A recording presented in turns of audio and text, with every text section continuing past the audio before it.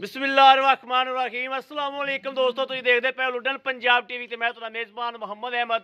सब तो पहले जनाब अपने चैनल लुडन पंजाब को करना है सब्सक्राइब और बैल आइकॉन को करना प्रेस ताकि मेरी आने वाली अच्छी और बेहतरीन वीडियो जनाब मेरे वीर वेखन। सब तो पहले जनाब वीरा वास्ते अज एक अनमोल तोहफा लैके आए हैं और अल्लाह के हुक्म नाल इंशाल्लाह मेरे वीर वेखणगे। थब्बिया दे बहाने माशाल्लाह वैर ने मारे ने ते जनाब पंडा बनी फिरदी है। बंदे कहन नूं कह दिंदे ने भी जनाब पंडा मारियां होईयां ने, ए मेरे वीरां दे सामने जनाब वैड़ फिरदी है और माशाल्लाह पहला सुबह सुई है और लिबास लैके वैड़ कोलों जनाब टुरिया नहीं जाता पिया माशाल्लाह। और दित्ती भी बच्ची जनाब आप भी बच्ची है और जनाब जाई भी बच्ची सो माशाल्लाह माशाल्लाह। जानवर आज वेखणगे मेरे वीर और कहणगे वाकई भाई अहमद कोई चीज़ लैके आए हो तुसी।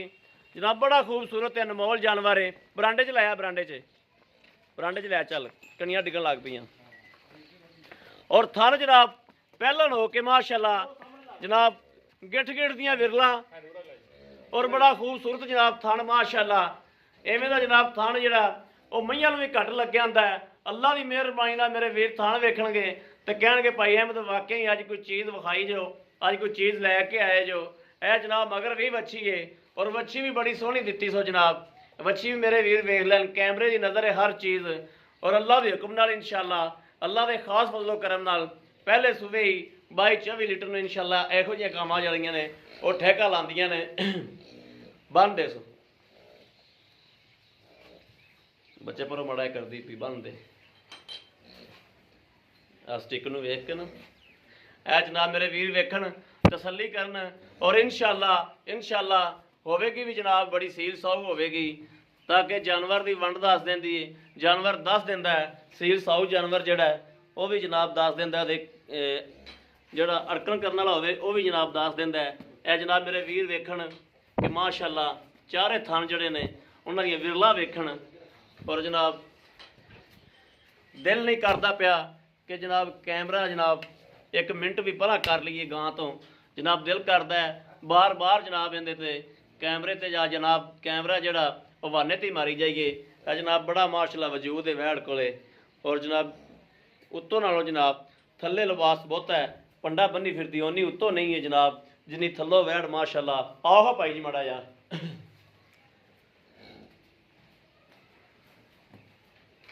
अस्सलाम वालेकुम जी। वालेकुम सलाम भाई। की हाल है भाई जी? ठीक ठाक भाई जी। ठीक ठाक हो?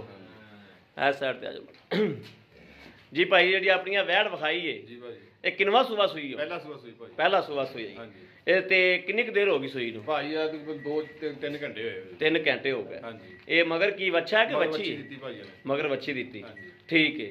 अच्छा की ख्याल है दुध किन्ना को करेगी ये? भाई जिस तरह पहला बोला करे तो सामने कर दे इंशाल्लाह। उम्मीद तो है 24 लीटर कर जाएगी लेकिन हो। ये चीज़ होएगी जरूर भाई अहमद। तेरा चैनल चलदा वा बड़ी देर दा ठीक है तेनू खराब नहीं करना। सही गल ਜਿਹਦਾ तेरा सौदा हो जाए ਇੱਥੇ ਆਪਣੇ ਕੋਲੋਂ 2 ਦਿਨ ਚੋ 4 ਦਿਨ ਚੋ ਕੋਈ ਟੈਨਸ਼ਨ नहीं जी इनका तो दुध का रौला ही कोई नहीं देता ਆਪਾਂ थान पास कराने हाँ जी लेकिन बाद ਚ ਕੋਈ ਅਗਲੇ ਦੀ ਕਿਸਮਤ ਦਾ ਜਿਹੜਾ ਜਾਂ ਦੁੱਧ ਘੱਟ ਕਰਦੀ ਹਾਂ। ਜਾਂ ਵੱਧ ਕਰਦੀ ਇਹ ਚੀਜ਼ ਨਹੀਂ। ਅਗਲੇ ਦੇ ਨਸੀਬਾਂ ਦਾ ਜਿਹੜਾ ਭਾਵੇਂ ਜੋ ਇਹ ਜਿੰਨਾ ਮਰਜ਼ੀ ਕਰ ਜਾਵੇ ਹਾਂਜੀ। ਆਪਾਂ ਇੱਥੇ ਥਣ ਪਾਸ ਕਰਾਣੇ ਨੇ।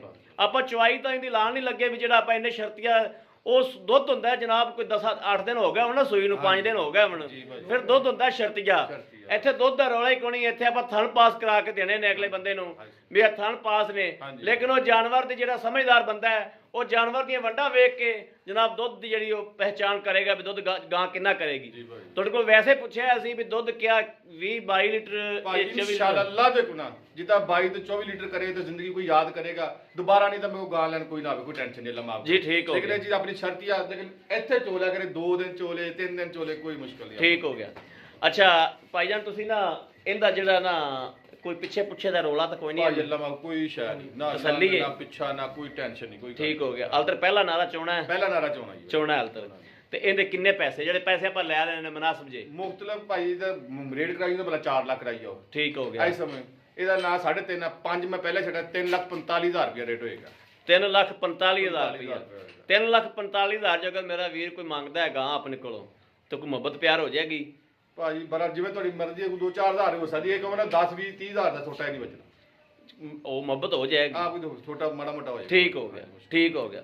ਲਓ ਜੀ ਮੇਰੇ ਵੀਰਾਂ ਦੇ ਸਾਹਮਣੇ ਜਨਾਬ ਮਾਸ਼ਾਅੱਲਾ ਗਾਂ ਵੇਖਣ ਔਰ ਜਨਾਬ ਸਾਰੀਆਂ ਗੱਲਾਂ ਬਾਤਾਂ ਜਨਾਬ ਮਾਲਕ ਕੋਲੋਂ ਪੁੱਛ ਲਈਆਂ ਨੇ ਕਰ ਲਈਆਂ ਨੇ ਔਰ ਅਲਹਮਦੁਲਿਲਾ ਜਿਹੜਾ ਮੇਰਾ ਵੀਰ ਅੱਖ ਵਾਲਾ ਹੈ ਉਹਦੀ ਅੱਖ ਜਨਾਬ ਕੰਮ ਕਰੇਗੀ, ਪਹਿਚਾਨ ਕਰੇਗੀ ਔਰ ਇਨਸ਼ਾਅੱਲਾ ਜਾਨਵਰ ਜਿਹੜਾ ਹੈ ਉਹ ਅੱਲਾ ਦੇ ਹੁਕਮ ਨਾਲ ਜਿਹੜਾ ਮੁੱਲ ਮੰਗਿਆ ਗਿਆ ਹੈ ਇਹਦੇ ਵਾਸਤੇ ਕੋਈ ਚੀਜ਼ ਨਹੀਂ ਇਹ ਮੁੱਲ।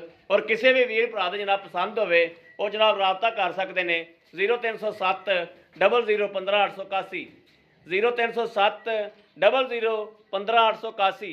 ਜ਼ੋਂਗ ਦਾ ਨੰਬਰ ਵੀ ਜਨਾਬ ਦੇ ਦਿੰਨੇ ਆ 0310 6197 652।